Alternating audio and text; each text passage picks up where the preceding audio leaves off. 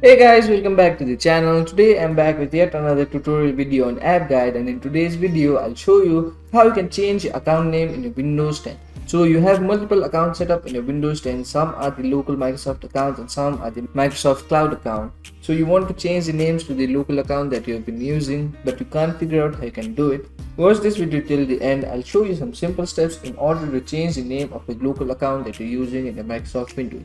It's a very simple process. So the first thing you want to do in order to change account name in a Windows 10 is go to control panel. So to go to control panel, what you want to do is go to your search bar, then search for control panel.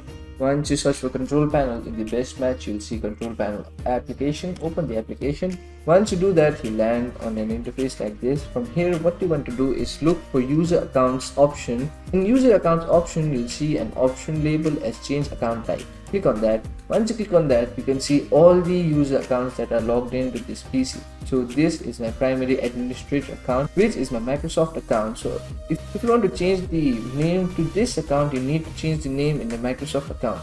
So to do that, go to Microsoft.com, then log into this account and change the account name from there. So if you want to change the name for a local account, what you can do is click on that local account. Once you click on the local account, you land on a page like this. Here the first option you'll see will be the option labeled as change the account name. So to change the account name, click on that, then enter a new account. I'll enter children.